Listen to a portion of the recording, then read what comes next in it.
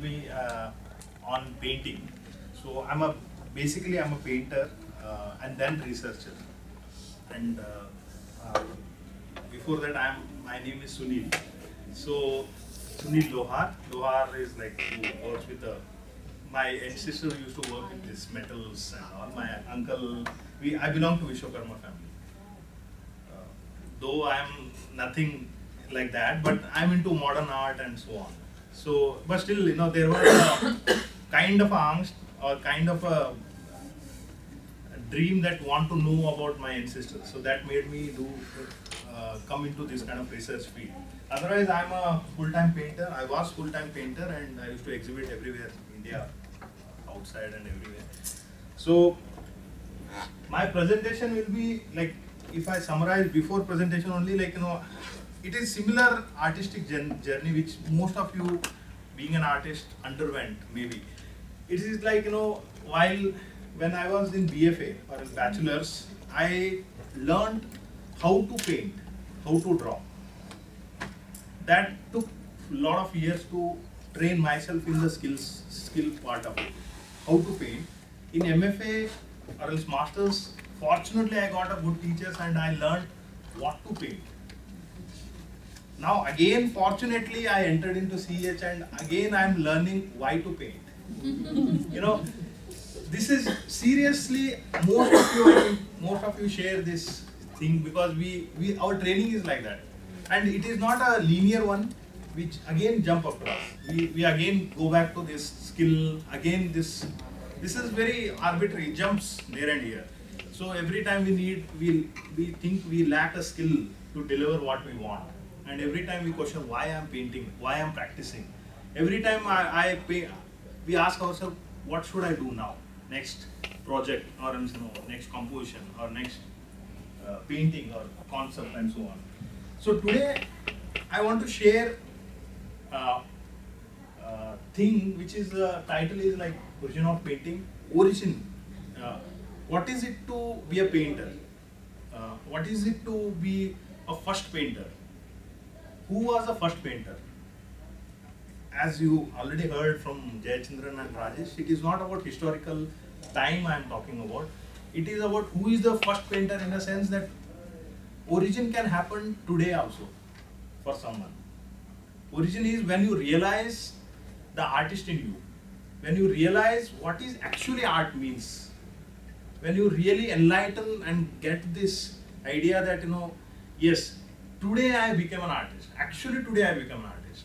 So this sense of knowing, sense of awareness of, till now I was actually practicing, but today I become an artist. Today I am a painter. That is that we call that as a turning point or else enlightenment. Like Kandinsky's very beautiful autobiography. He writes that one day he's one of my I read almost his things and I'm fan of him. So he writes that one day he was sitting in his studio. He was practicing. He was already painting a lot of paintings and selling वगैरह. He was Bauhaus School. He is from Germany. Bauhaus School of Art started after World War II.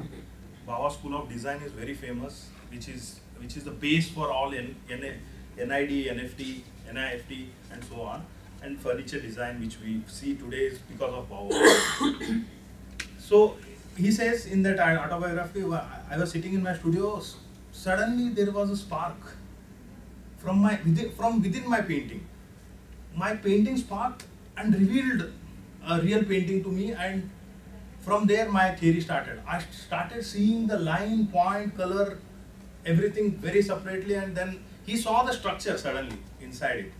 It is that kind of spark I am talking about. There he became an artist and he says, this is the origin of painter. I became a painter than that time. So I will share, as Rajesh he was saying very beautifully, art deals with the Vyanjana. And most of you are artists, fortunately, because before this I taught all these BTech students. It is so difficult to explain them art. Fortunately, I am talking to artists, so I will not go into what is Vyanjana. He's already spoke, and you will understand the sensibility is there that line is not line, that man is not man. This we talk like this, but many people get irritated. But this is what the problem is. Snake is not snake, bull is not bull. This is how we speak. But the tragedy is actually that's the truth. What should we do? That's how we work. That's how Vyanjana works. So what I say, what I paint, what I show in my painting is what you cannot see in my painting.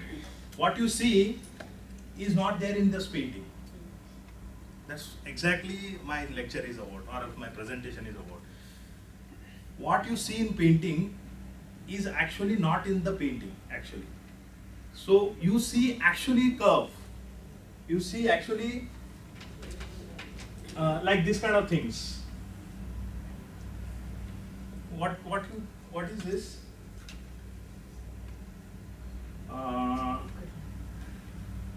What is this?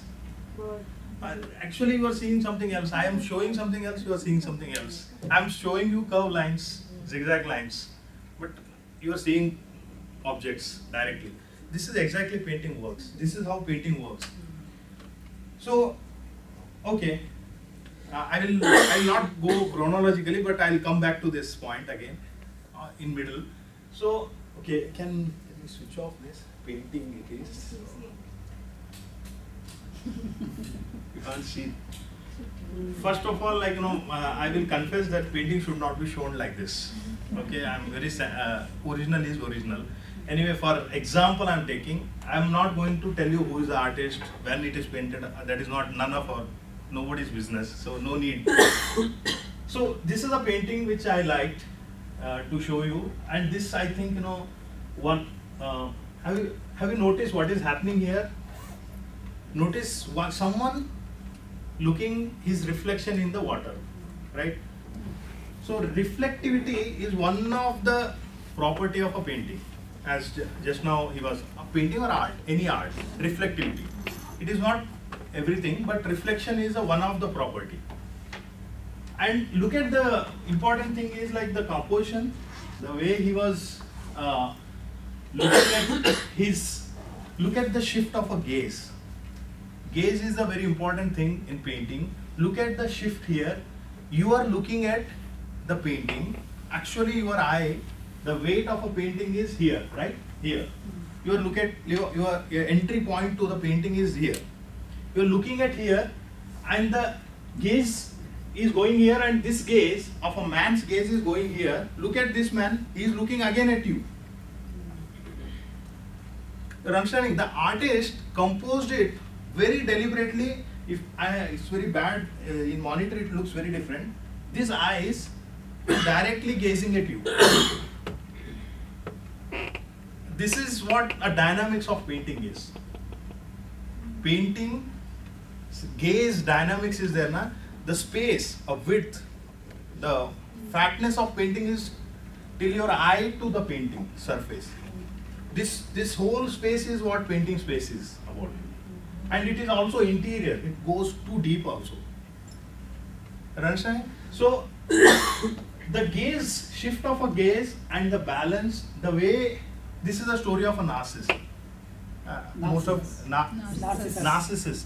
So, you heard about him, right? No, self-obsessed, someone who fell in love with himself. Like, he doesn't care about anyone else. This is a story of narcissist, and he is looking at his own image, and then again, getting frustrated that he cannot grab that, he cannot touch that image. But admiration is what most of us artists. I heard that dancers are more narcissists than painters. That it is not my thinking. It is your own dancer, Jayachandran says. I'm out of it. That's an idea. So this is there is a hint in painting that there is a hint of a origin here. There is a hint of a origin that there is a origin. Reflection of a painting itself is a reflection of an idea of an artist. It has so many reflections. One is the artist painted a reflection, he is seeing his reflection, and so on. It's that dynamicness, it evokes, it echoes again and again. I will tell you 3 stories. I have 4 stories, but one story Sir should tell. That's why I am leaving Nagne's story here. And I will tell you 3 stories. He is one of the important artists in Surrealism, George D. Chiraco. He is a contemporary of many, Salvador Dali and Magritte, if you heard his name. They are all famous painters who worked with who are like post-World War time. And I'm just giving a brief idea about Surrealism. Surrealism is where the whole painting doesn't make a sense, parts make sense. And they are the one who says their paintings are anti-aesthetics. They said our painting is an anti-aesthetic movement and we are irrational painters. They use these kind of words. We are anti-art. They say we are anti-artist. We are spontaneous painter, automatic art, so on. All these are technical terms they use to define their art. What is it? What is anti-aesthetic? Aesthetic is set by the Renaissance people, European people, like Europe, Italy and all. They set a standard. They called something as art, something as non-art. Something as aesthetically beautiful, something is non-beautiful. Something is rational, something is irrational. These are conventions set by the European hegemony. It's kind of hegemony, it's like European idea, European force. Their authority is shown with this kind of a theories, this kind of a paintings, whether it is a optical perspective, single point perspective to everything. The authority is shown everywhere and art is happening only in Italy, nowhere else. This was believed in one time. In 14th century, early 14th century and late century, they said art only happens in Europe and whatever happening in Europe is an art. Others are like black magic, snake charmers or something like that. They are like worth nothing. They believed it and art history is full of their paintings. Da Vinci, Michelangelo, you take any name, Picasso, they are all there. So they said what your aesthetic, what your reasoning, what your rationality, what is world wars. What we have with this rationality is world war where human is killing human. So we will reject outright, like on face your aesthetics, your reasoning, your rationality, your science, your everything we are rejecting, and it's like it's a protest through painting and saying themselves as we are anti-aesthetic. If you call this art, we are anti-art. It's this kind of attitude which Dadaists, which Duchamp did. That fountain, if you remember, I don't know, I'm talking to dancers, sorry. Okay, if some of you see that fountain, it's a famous work of Marcel Duchamp. He put this urinal pot in the museum and he called it as an artwork. It has its own story and how context, out of context, ready-made, the concept of ready-made and all he bought in the art world. So that's a different thing. But what here I wanted to tell a story is of this artist.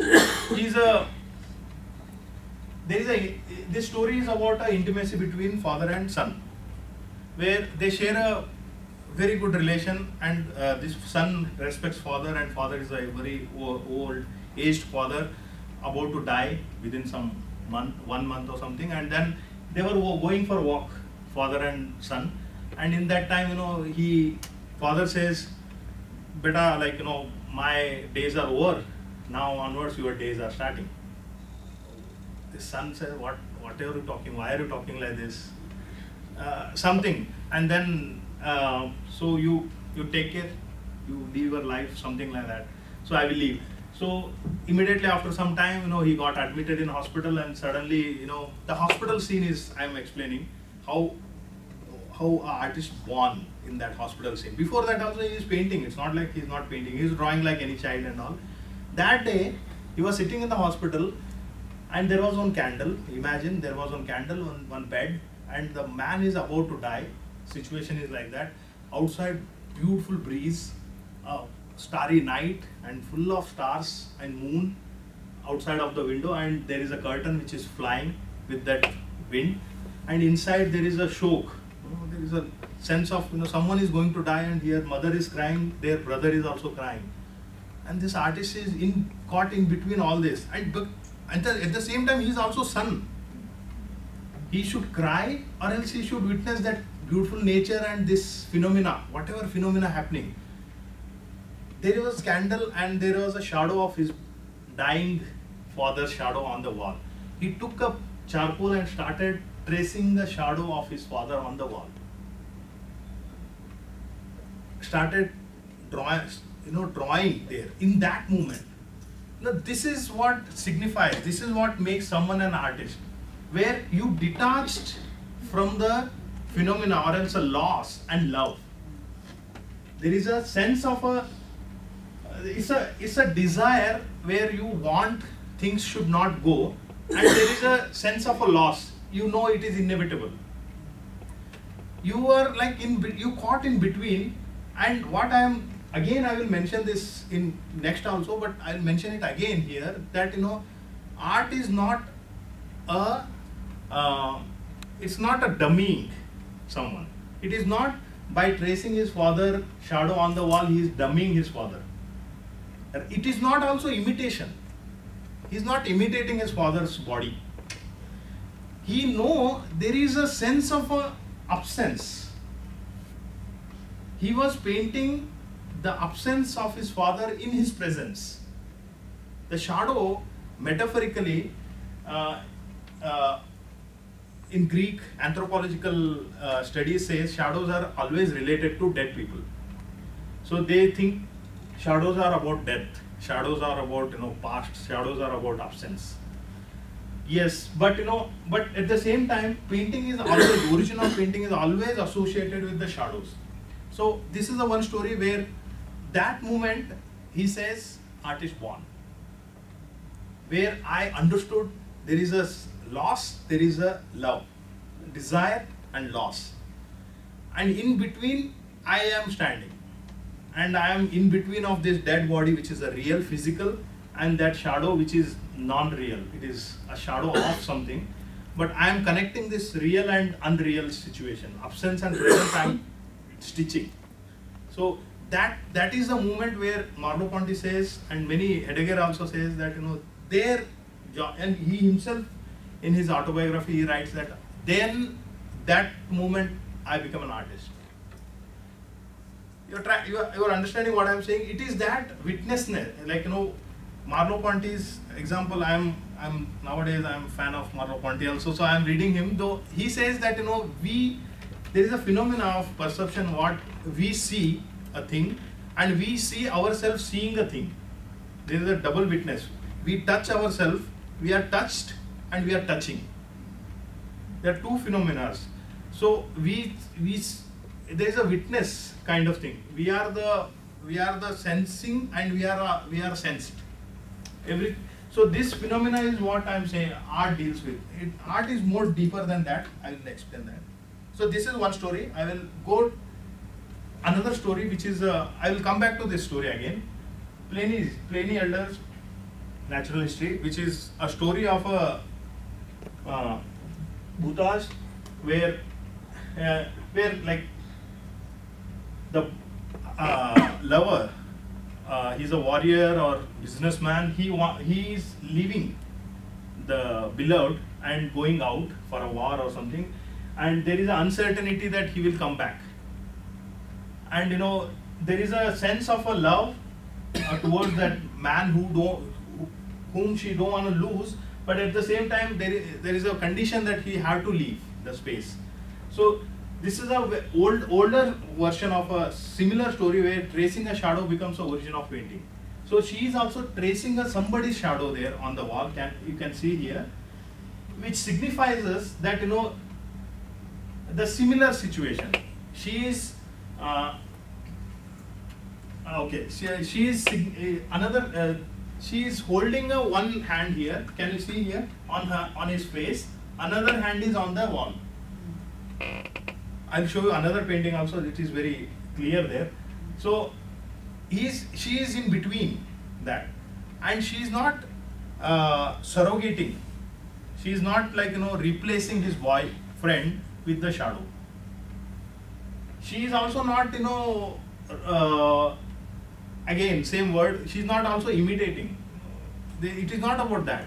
She is the one being a, many people say, like many scholars agreed that, first painter of the world is a woman who understood, who never mixed these two things, love and loss, and who never mixed and who understood, who witnessed, who became a point to divide these two things and state this, that, witnesser, as a witnesser, as an artist, she understood there is a difference between the present and past. There is a difference between the future and that absence and presence. If we agree. Another thing I just want to add, Yeah. whatever Boris he was mentioning, Oh. it need not be taken literally that it is the literal shadow that one is outlining. Yeah. When a painter is painting, the shadow can be metaphorical also. It can be like a lakshana. It is the shadow of the memories of people we have that we are outlining in the paintings. Exactly.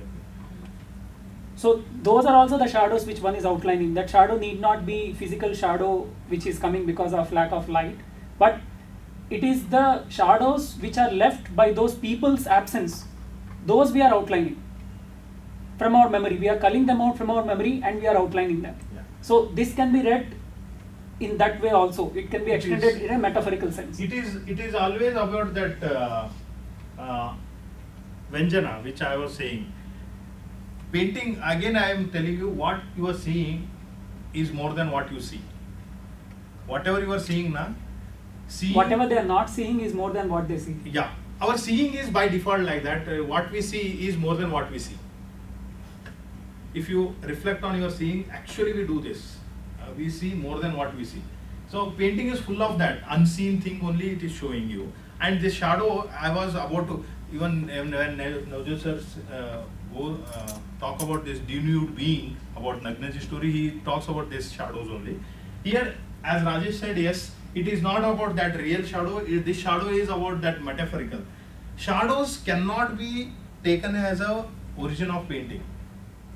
If we understand, tracing a shadow becomes the origin of painting. If we agree to this, though I don't agree to this, if we agree, then we are somewhere agreeing with Plato's understanding of art, where he says Plato rejects the idea of art, especially painting. He says that painting is a copy of a copy, in a very loose sense I am saying, because imitation of imitation. It's a mimesis. So he says it is nothing but a copy of copy, where he says that there is an ideal world and this whatever we see is a copy of that ideal world. There are two realms he differentiate, and these whatever we see around us is a poor imitation of that ideal world. Ideal human, ideal man, ideal chair, ideal whatever are there in the realm of an idea, and whatever we see here is a very poor imitation of that. And by doing imitation, by doing a copy of a chair, drawing of a chair, what I am doing is already it is a copy. Again I am copying that again. So by this act, he says there is a big theory of a critique of a hedonism, where art, he says, it is about pleasure and pain. It is all about taste and judgments and so on, and it doesn't give you a new knowledge. Whereas again Aristotle comes and he says it is not like that, whereas it is not about imitation. Even if it is imitation, if at all it is imitation, it is another kind of a imitation, where you are revealing a different kind of truth by imitating something. If at all she is a tracing shadow as an imitation, if you take also, it is a different kind of shadow as Vyanjana, as Rajesh was saying. It should not be taken as as it is word. So whereas poetry, as you see, as you know, they reveal a different kind of a truth. As philosophy, there is a age-old debate, as many of you know, that age-old debate, division between art and philosophy. Poetics and philosophy. Whereas poetics is all about, or art is all about optics and representations and so on, imitation. Whereas philosophy is all about quest for the truth. as just now you were like, hearing a Rajesh theory.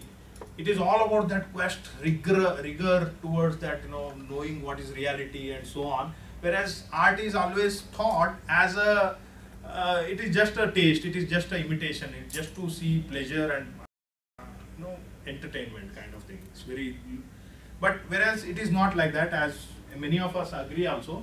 If at all we agree this, then there is a story of allegory of cave.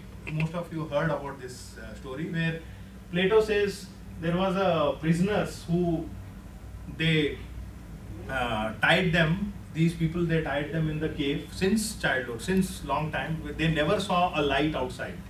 They never saw any colors in their life, and they only saw their shadows. They only saw since their birth only shadows, and they seen so much that shadow that they believed that shadow is a reality. And and they someone in some point got freed from there and went out of the cave, saw suddenly a bright sun, green leaf, red flowers, sounds, varieties of things, and then and then he comes back and he says to these people, "Arey yaar, this is not reality. Reality is something else. It's so beautiful, so colorful. There is something like that." These people, what they do is they laugh at him. Hey, this man gone mad. He was right when he was beside us. He was very happy. Now he is full of frustration, full of madness, because he saw the colors, and these people are not believing, and they are rather laughing at them. You are understanding what I am saying? The free man, or else the free man is maybe like a Plato person. Plato, he himself like a free man. He thinks that I know those colors. I am telling these people, and we are seeing only shadows. We don't want to believe that colors exist, and we are laughing at Plato. Something like that. So this is what I am saying. The allegory of cave. Allegory, as you see, as you know, like this, a story within a story. Story tells another story. So it is not about shadow. it is about this gesture. It is not a Platonic understanding of art, Platonic understanding of a shadow also, because we have to understand these stories as a philosophical question. What is she doing actually? What is exactly she is doing? So it is what she is here. I was telling you, she is keeping. There is a gesture movement. Look at that candle somewhere, and light is coming from somewhere else, and she is putting one hand on his chin and so on. It is very romantically done painting. I don't agree with this painting personally. Why? Because it is done by the man, and he don't know what women feel actually. There is a tragedy. I have become very feminist sometimes, but still, I want to say this because it is a lack of a woman artist in art history that made us see these kind of paintings. If at all women painted this same subject, it would have been different perspective, or different perspective she could have added, and different composition, different way of depicting it. The sensibility is very different, which you can see. This is a male gaze. Can you see this? It's a full of male gaze, whatever you see painting. Women gaze is never appreciated. You see hardly few women painters, and it's very tough to understand. And there is a difference between women gaze and male gaze, and it reveals a lot of truth. And it is story of her story. It is. How can men know? If men paints, it becomes very artificial like that. Like she is flowing, and he is full covered, and she is unnecessary glamour, unnecessary. This is a painting of a romanticism, which is not this romanticism. Romanticism is all about, which is like you are celebrating a past. That's a romanticism which happened after a Renaissance period. So where you must be knowing Rembrandt, right? Rembrandt is one of romantic artists who introduced the light. Rembrandt light is very famous in theatre. Who introduced a mysticness in a painting, which is very mystic, and some source of light is unknown, source of light is coming in the painting and illuminating, and something is in dark, something is in light. There is a secrecy, and full of flesh, full of content, full of glamour. and something he's want to deliberately hide, something he want to focus. There is a sense of focus and something. It's a very political work which Rembrandt did, because there is a deliberateness of directing someone to see something and someone to not to see something else. Or else his famous painting, I don't have that slide, if you can Google, is a Night Watchman. The painting is Night Watchers, where he painted a few people, a band. Okay,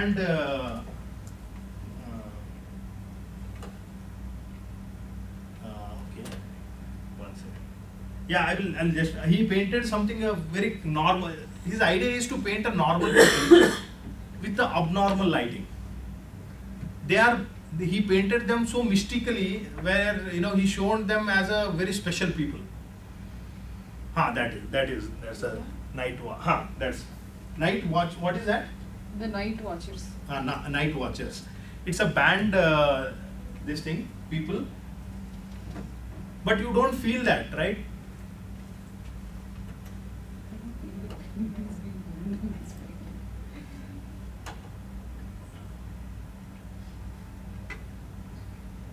No, open Firefox or something. So because the light source is very different there, and he makes that. What is this?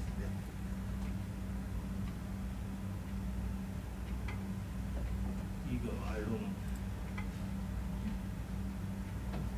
Yeah. Anyways, he'll move. So the idea is it's not the normal subjects, they make it more special. They are band people who are who play a band, and they are poor.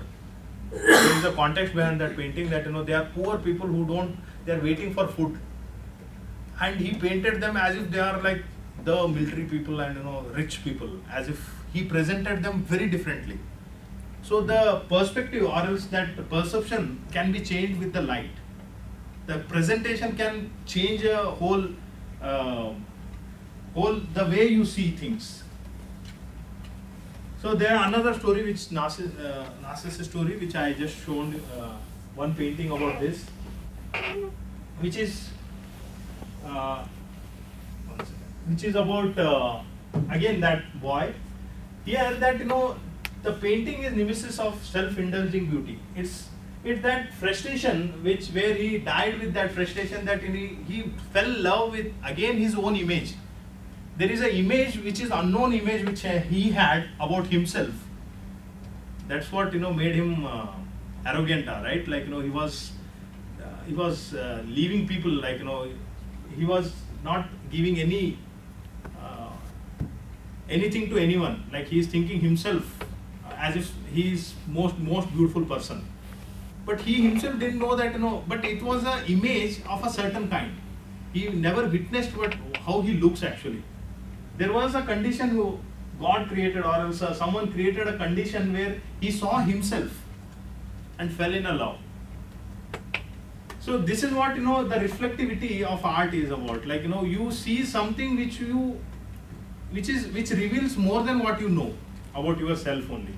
That's why we have. This is the one incident by which we can understand there are so many self-portraits are there in art history. Every artist in Europe painted self-portrait. Almost every artist, Van Gogh, Gauguin, Rembrandt, take any Egon Schiele, anyone, even Rembrandt himself, he painted his own self-portrait. This obsessiveness of seeing a self-portrait and seeing oneself in some gaze, self-gaze, is what I think this story reveals. These stories are like it's a Vyanjanas where it has a multiple reading. Many people presented it as a historical reading, anthropological reading, artistic reading, metaphorical reading, and so on. What I think is the self is a very different thing. That the self-indulgence is what this art characterizes. This is another painting which I wanted to show you. It is same Metamorphosis of Narcissus, painted by Salvador Dali, 1937. It is about same subject matter. You can see the sense of a hallucination in this painting. You can see there is a mirrorness. So there is a reflection of reflection kind of thing. You can see there is a sense of a surreal world, very strange world, and something is about, there is a time is represented in this painting. Past, present situations are represented. Can you see that, there is something about something. There is a relations built. There is a, look at this, the shadows are falling. There is shadow of a shadow of a shadow. There is a layers of meanings which he wanted to present, and he wanted to depict this idea of reflectivity of a painting. And then the atom, as I explained you about surrealism, it is about that spontaneity, doing, and Freud understanding of psychology. Freud's understanding of psychology was the base for all surrealist painters. Freud was very famous in that movement, and many people inspired from his theories, and created a lot of painting. One of them is this Salvador Dali. His most of paintings are done with the understanding of Freud's psychology and perception, and this spontaneous subconsciousness, idea of subconsciousness, and nothing is, you are not taking anything from the past, rejecting past from a rupture from the past, immediate past, and you don't want to even see anything from there. You want to do on the canvas everything there. That kind of attitude, with that attitude, these people started painting, and they called that as an automatic painting. Where automatic in the sense they are not planning, first of all. They are not planning beforehand, they are doing it there only, which is not possible at all. They are saying, but they are planning. You can see the rationality behind this painting. I am talking about rational about this painting, where they call this as an anti-rational painting. They don't believe there is a rational behind this painting. So, but the idea is, it's a statement by which, statement they are making by the painting. So every time, they are the statements which they are making from the painting, and there are some few questions which I liked from this, these stories, especially what can all these legends or images of origin of painting tell us about essence of a painting, which we were discussing. These are the questions which evokes by these kind of stories, which are legends, but at the same time they have lot of these stories, which so-called stories, has a seeds of concepts, seeds of truths. These stories has a seeds of a truth. They are like a concept, and each concept we can take and enlarge it, and it solves a lot of philosophical issues on art. And so, what is essence? What is the essence of a painting actually? These origin of paintings, these stories are telling some very core essence of a painting.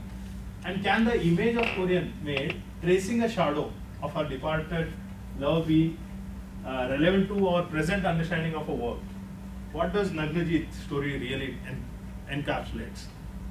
So, is there any relevance of the legends which we heard, which happened in natural history, some time there, and today can we learn something out of that? Yes, because we can learn that there are so many things we can learn, that the whole essence of an art, essence of a painting, the act of a painting, why one should paint, or what is the idea of painting, and why someone painted. So what I wanted to say that time is that traditional hierarchy which we have is, it is not about that hierarchy that there is a difference between philosophy and art. Both innate, they have a internal, intrinsic nature of philosophy, intrinsic nature of art is the same thing actually, almost same thing. They through painting, through art, artists try to reveal a truth from the reality. It's always that revealingness, what every artist try to do with their mediums. They take maybe, they imitate maybe, or they may take reality as a subject matter, but they reveal truths which are unseen. You can't see them in the reality. They reveal them through their lines, through their posture, through their stories, through their compositions, and so on. So there is no, first of all, there is no hierarchy. If at all there is, that it is the same in the nature. So yeah. Yeah. Right, you want?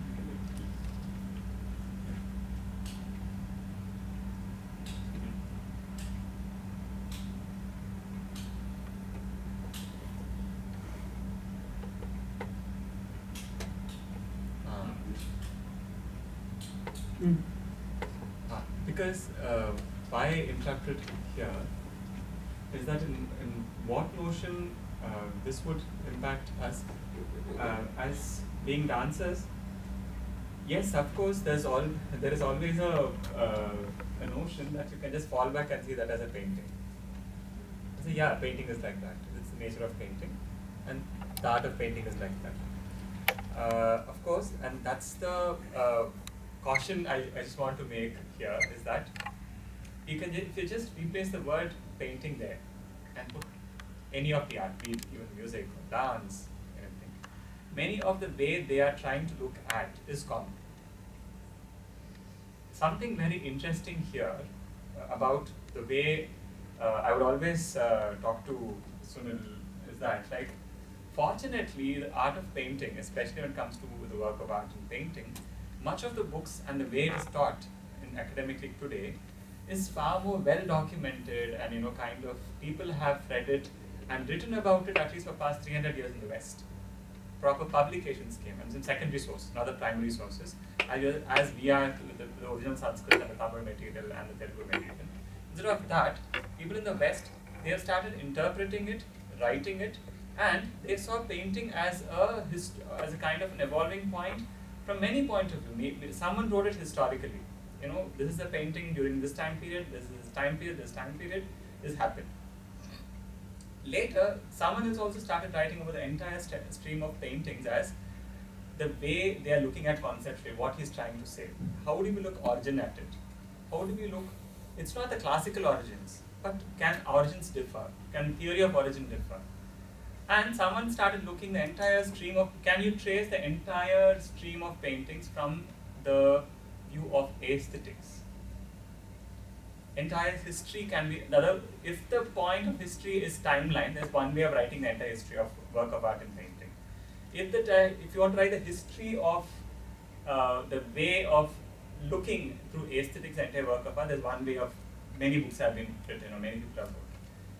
Something is the way of looking at the entire art form through gaze. How do you look the entire painting from a view, something called gaze? There are many ways to look, but such readings and such writings have never happened in dance. Unfortunately, West is there, some, but in Indian art, not much has happened. Most of us, history writing in dancing especially, is more periodical in India. We say from this century, something like this happened. After this king came, and this is the dynasty. In this dynasty, this art form was there, this is the text being written. So this somehow assumes that something called a timeline of writing a history of art. That is, you select the base to be a timeline. And on top of it, as if the time, there's a very artificial construct there, as if you think everything is evolved. It's a very interesting, without your knowledge, we come to know, the idea of evolution comes and sets into that. Perhaps, many people argue it is not evolution, perhaps it is development. It is not evolution, perhaps there are two totally different schools of that. Development is different from evolution. Now, why I'm bringing this into this argument is, whenever I read it, then only I came to such studies that was never done in Indian arts. We never revisited origin, and we never wrote origins in different streams, and we never argued about it. No books came out of it. We never thought from a rational viewpoint can dance be analyzed. We never wrote on, I'm not saying we never, there are very minimal people who wrote on it. Of course, giving due credit to these scholars who are working on India still now. Very hard they are working, because their voice is not being heard in the public. Not many of us are aware of such very, very critical works being done. There are very few sincere scholars. But the fact is, it is not prevalent in the academia of dance. That to view at dance not from history. Not history in the sense, not from timeline, but from concept line. What he rightly says is, that rational way of viewpoint and cutting off entirely from the past. I want to see a painting. Can you have someone seen dance like that in India? Is a question. Like, people have seen. The only point is we have never documented there. That writing has not been done so far. There are some people who have been liberating and they have the way dance can be viewed. This is one way of looking at it, but something very interesting about the discussion in painting is very, very fundamental issues are dealt very elaborately. It's something fortunate about that field, I'm not very sure though, but many people have done very, very fundamental issues exhaustively and very, very rationally, and they were practitioners and equally scholars, like the big daddies of of the painting field, like Kandinsky's or Michael Leighton's or even Paul Klee's. All of them, they were practitioners and they wrote so much, so rationally they wrote. What we take is that perhaps while looking at it, can work of art, an idea be so rational? There will be many schools of thought which would, if he would elaborate it, because it's a whole course can be done and many people keep doing it years and years. The fact is, you think how human people have thought about while you look a work of art, what to look at, what are the things getting into. So some of the inputs is what he is doing, and that will be, all of us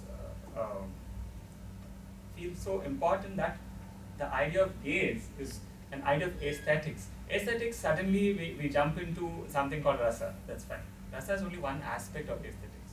Aesthetics is a huge basket in India. Aesthetics is a huge basket.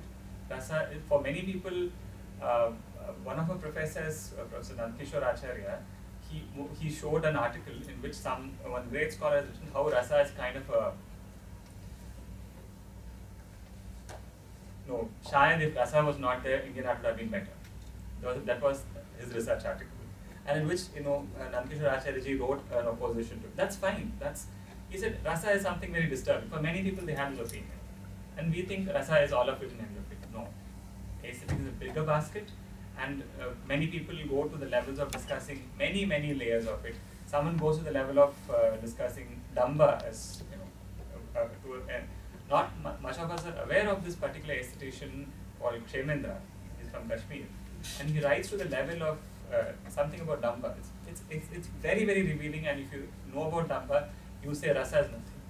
In a sense, theory, it's just something very juvenile, and it's so liberating, because people started arguing entire art from aesthetics point of view.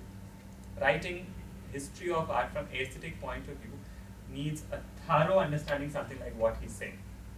A thorough, threadbare understanding, and the way he is describing painting, the same way dance and music can also be understood.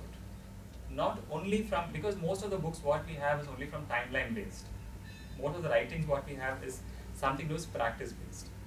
Argument's sake, most of the books we are very favorite about, we have written and rewritten is something called Devadasi system. Many people are very passionate about it, but we forget to understand we are constantly writing about a group, a professional group. It's not about dance and music. Dance and music is something very different from a professional group's life and their contribution. That's very different, and in one way we are very complacent in that area, because you feel as if you're reading someone's life. It's very biographical, it's very groping into other man's life, kind of. But that gives you a kind of elation and kind of this is what happened in the past, but that has nothing to do with dance. We forget to understand. One thing I wanted to add here is that one of the main points which Professor Navjyoti stresses every time is an artwork is complete in itself. You don't need to give any external information to understand what that artwork is saying. If you have to give, then it is a bad artwork. True. Independent of which time it was made, which space it was made, that artwork is speaking for itself. It has its own life. It stands, once the artwork is done, artist vanishes. You need not say this is made by this artist to understand that artwork better. An audience should also have some kind of training, an eye to look at it, that's okay. But an artwork in principle has to be complete in itself. whether it is dance or painting or whatever. All this biographical information, contextual information, they are actually spoiling the way we need to understand artworks. Exactly. So actually we have to change the way we see painting. Actually there was 2 sessions. I discussed this also. What I thought is to introduce you to a formal side of it first, then contextual side. Then I decided no, first contextual side because you have seen, some of you are seeing first time some things, painting as a painting, the flesh of a painting.